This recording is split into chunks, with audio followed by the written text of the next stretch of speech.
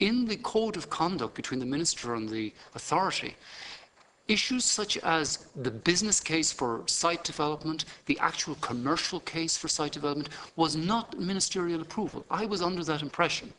And of course it has been confirmed to me since. And that's why, and I take Deputy Murphy exactly what you're saying, and I take accountability for this. It should not have been in the original letter to the department that we were going to pay 220 million for a site. But I have to reiterate, I corrected it in time. But it's not just, I mean, it's not just the valuation of the site that changes in that period of time, it's also the percentage that you will be involved in the joint venture. Correct. But in a positive way. We dropped from 49 or 50% down to 26%. When did that change take place? That took place on the 20th of October meeting. If you look at the 20th of October meeting, for the first time, we are saying, this is too high for us. Our risk is too great, and we will now reduce our valuation, or our take. And this was called mitigation of risk.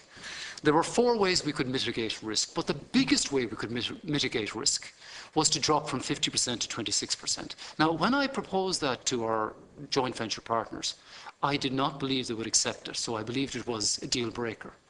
They accepted that they were going to take 74% of the risk. That really astonished me.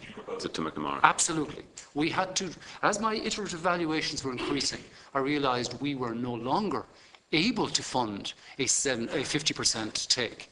And I proposed 26. Why 26? We actually meant 25, but 26 in company law gives you certain rights in the company, so we settled on 26. Our joint venture partners were not happy, but they accepted it ultimately. And that then I was able to report to the board that we'd mitigated the risk in 21 days down to 26%. And that's why it's in the board paper of the 20th. And now the board members are clear on 2 things.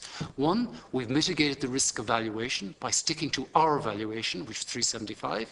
Anything above that was their risk. And secondly, the mitigation of the 26%. There was a third mitigation, Deputy Murphy, and that was that the cap on 35 million, which I referred to in my presentation, was now being placed on the guarantee or recourse loans. So now we're coming to the fact that we do not want to be held recourse to the full 290 million borrowing, but we brought it back to the 100 million.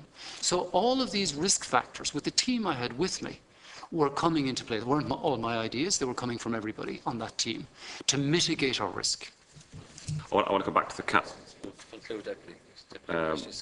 Sorry, thank you, Chair. I'll conclude, but I'd like to come back in. Thank you.